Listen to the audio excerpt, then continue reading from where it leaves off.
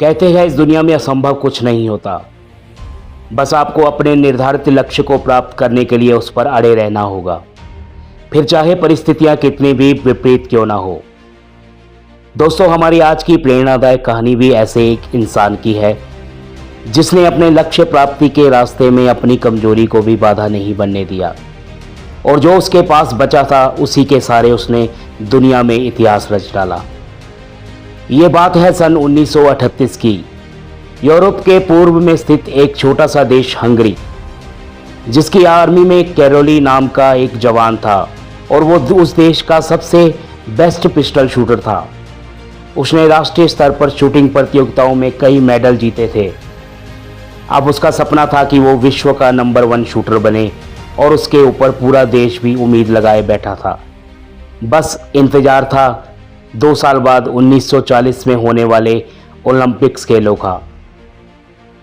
परंतु इसी बीच एक ऐसी घटना घटी जिसने कैरोली के साथ साथ पूरे देश को हिलाकर रख दिया। एक दिन आर्मी ट्रेनिंग के दौरान एक हैंड ग्रेनेड कैरोली के दाहिने हाथ में फट गया और जिसकी वजह से उसका हाथ उसके शरीर से अलग हो गया। और ये वही हाथ था जिससे कैरोली ने पिस्टल चलाकर वर्ल्ड चैंपियन बनने का सपना देखा था। ऐसी स्थिति में शायद कोई आम इंसान टूटकर बिखर जाता और अपने शरीर से अलग हुए अपने हाथ व टूटे सपने को लेकर लोगों की सहानुभूति के सहारे अपना जीवन गुजार देता। परंतु कैरोली ने ऐसा नहीं किया। उन्होंने अपने खोए हुए हाथ का मातम मनाने की बजाय अपने बचे हुए बाएं हाथ से पिस्टल चलाने के अभ्यास करने बारे मजबूत इरादा कर लिया। लगभग 1 महीने तक अस्पताल में चले इलाज के दौरान उसने अपने उस बाएं हाथ से प्रैक्टिस करनी शुरू कर दी जिससे वो लिख भी नहीं सकता था। परंतु उसके अंदर तो दुनिया का सर्वश्रेष्ठ शूटर बनने की एक आग थी। ठीक 1 वर्ष प्रैक्टिस करने के बाद उसने नेशनल शूटिंग चैंपियनशिप में हिस्सा लिया। किसी को अंदाजा भी नहीं था कि कैरोली अपने बाएं हाथ से पिस्टल चलाकर निशाना लगाएंगे। दूसरे कंपटीटरों ने सोचा शायद वह उनका हौसला बढ़ाने आए हैं, पर सबको उस समय जोरदार झटका लगा जब कैरोली ने उन्हें बताया कि वो यहाँ उनका हौसला बढ़ाने नहीं बल्कि उनसे मुकाबला करने आए हैं।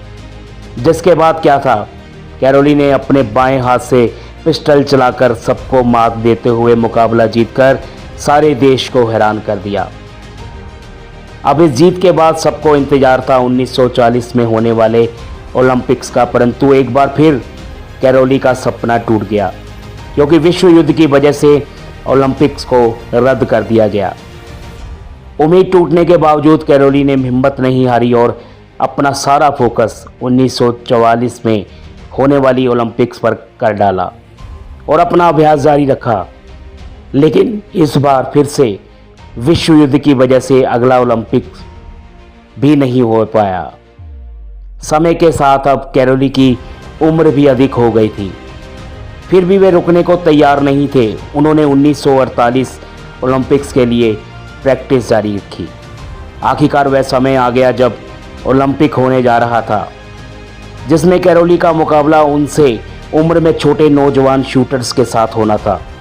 मुकाबला शुरू हुआ। सभी शूटर्स अपने दोनों हाथों का इस्तेमाल करते हुए निशाना लगा रहे थे, वहीं कैरोली अपने एक बचे हुए हाथ से साथ।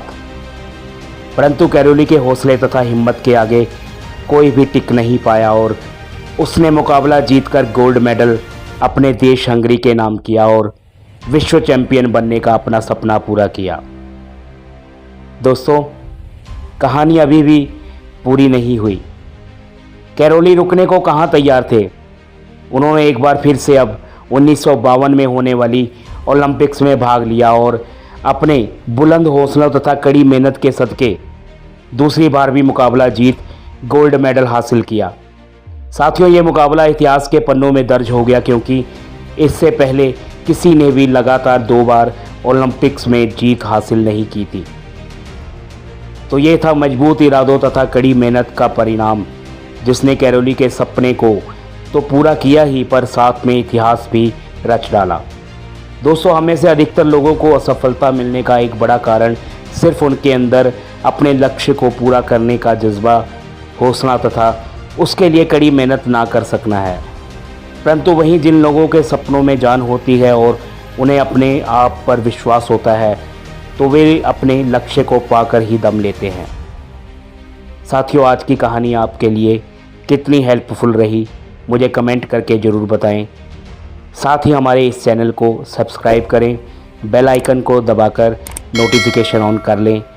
वीडियो को लाइक तथा शेयर भी करें, जिससे देखकर और लोगों को भी मोटिवेशन मिल सके।